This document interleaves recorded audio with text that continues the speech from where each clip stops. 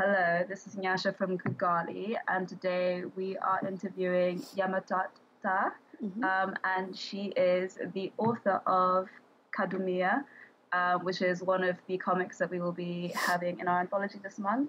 Yamartat, would you like to introduce yourself? Say anything to your audience? Hello, my name is Yamartat Ta.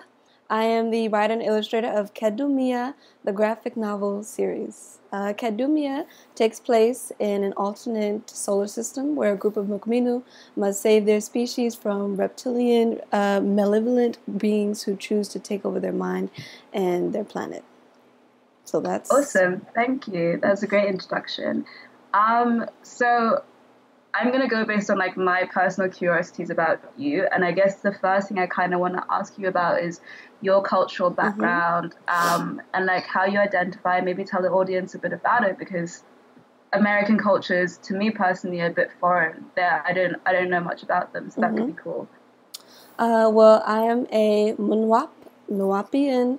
My culture is Wu-Nawap, which originates in Patin, Miro, and pre-dynastic Egypt. Okay, I see. Interesting. And so you have your own like linguistic legacy as well, I'm guessing. hmm Um, and how does that tie into your comic book? Because the visuals were like, I'm sure the audience were the same as well.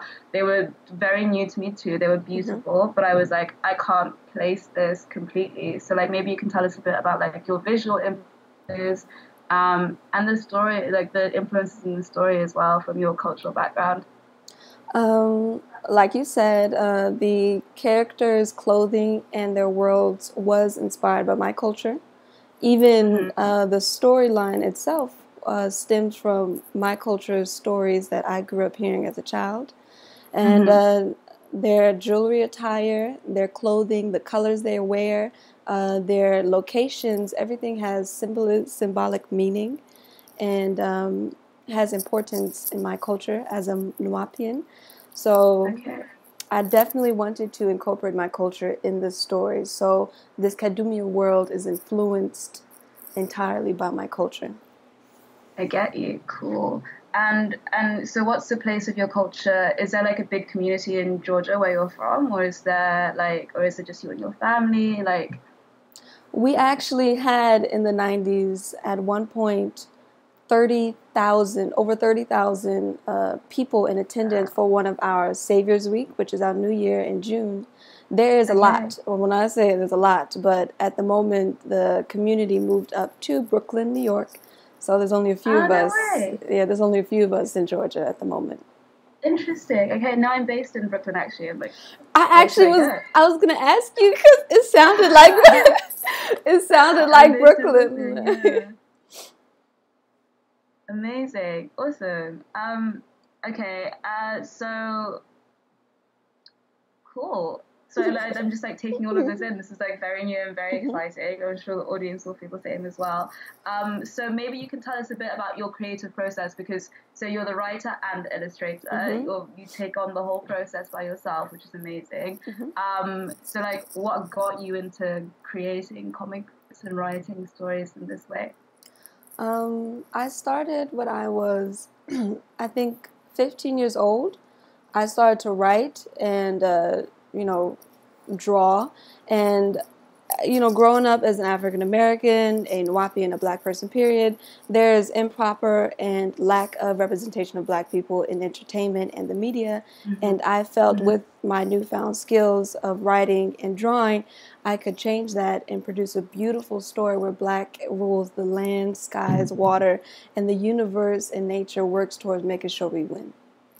So, Well, I think you're doing a very good job at that objective based thank on this you. story alone. Thank And you. I'd have to explore more of your other work too, but I'm sure it's all very successful in its mission. Thank you. And you said that this specific story was inspired by stories that you were hearing as a child. Could you share a bit more about that? Um, I grew up with a lot of stories that, our stories taking place in Ilion, the 19th galaxy on planet Razak Risk, and the Morzak-U, the Moziad Mutahatalu. I mean, there's so many different stories that I brought to make Kadumiya. It's difficult to pinpoint at the moment. Yeah. Okay, cool. So it's like a fusion of like various influences from your childhood. Yes. Amazing. This is so incredibly interesting. Thank you. And so did you come across like any barriers in your process? Because you just for like to clarify for our audiences, you and your mother, I believe, have a company where you produce children's stories, illustrated as well. Could you tell us a bit about that and like, you know, the process you got from discovering that you had this talent to being a creator of multiple stories? The company's name is Temple Babies, which is a multimedia source for family entertainment, education, and comic books, storybooks, animated shows. We just definitely, as I grew older and I knew what career I wanted to take on, after expressing to my mother, I want to tell stories, she also had the same passion as well. And in 2015, we were able to bring that passion to life and create TempleBabies.com. And our inspiration always stemmed from the children. At one point, are we going to take initiative in creating entertainment for our children? You know what I'm saying? And not leaving it in the hands of someone else who, as we see, is going to misdepict us or depict us awfully and stereotypically, whereas we can take control and be the leaders in our, narrative. For sure. And like, yeah, I mean, amazing. Like, I'm so behind you on that message, because I think people aren't conscious enough of the stories they tell their children and the way they form them. People are just, storytelling is like very important to a child's personal development, their identity development, their social skills, how they interact with the world in general, how they treat other people. And for people to just pick up any book and read it without like an awareness of how that all developed, like how that all impact the development of their child, is, I think it's like one of the biggest tragedies of our species, the fact that we don't think about that as well. So I'm very, very behind you on that as well. And also I think it's amazing that you had your mother behind you in this way, because I think a lot of the writers that we work with, perhaps it's different in the context of America versus Africa, where, there is a big arts industry here that's very prominent, whereas like African art isn't as, like, a lot of African countries are still consumers as opposed to producers in the artistic sense. So a lot of our other artists haven't had that backing from their family. But this is like a refreshing perspective on it from that sense. I also loved the fact that, so your story and the people in your story, it's a matriarchal or matrilineal kind of like society, which was cool and was interesting. And again, like, I was like, yes. I'm all about matriarchy. Our culture deals with matriarchy as the leaders, so wow. Yes, it was important to make sure the women were the controllers of everything. For sure, I get you. And again, in terms of like the stories that we choose to tell our children, like that'll be an important for young girls to see themselves in leadership positions, but also for young boys to see women in leadership positions and not be like, okay, cool, that works too, perfect. You know what I mean? It's like that's like a very important sort of message as well. Can you tell me more about the like matriarchal, matrilineal like influences in your culture and in your society? Like, Well, in my culture, men and women both have equal positions. However, the females are put on a pedestal of importance because we're the ones who create the following generations. We're the ones who determine whether or not your race will degrade over time or uplift and become more intelligent. So the females' role in just the family and our culture period is very important and respected, as well as the males, because he plays in part in protecting and making sure that she has everything she needs to produce the perfect future for our culture and our children. Beautiful. Amazing. I'm so in awe. I'm like, where can I sign up? Is what I'm thinking right now. Where can I sign up? Okay, so going back to your creative process as well, in terms of like the process of like writing, so like what do you storyboard first? Like how do you illustrate? Like how do you go about literally illustrating your artwork? Do you use like paper? Like tell me everything. Like how do you create? My first step is I come to my mother and I'm like, what if and she usually says, wow, that's hot. And then I continue from there. I sketch the characters. Sketching and visualizing is so important for me. That way I can create their emotions, their attitudes, and really develop them as a complete person. And then I write a story, usually on my little typing keyboard on the iPad. And then I go back to pen and paper, sketch the storyboard really crudely, like awfully. And then I, from there, complete the officials on the computer and Apple iPad device. Okay, got it. Okay, I like that your mother's the first point of contact for the story. Yeah. Or I'll run it to my siblings, see if they like it. They're like, whoa, that's cool. Then I'm like, okay, I can continue. Good stuff. Amazing.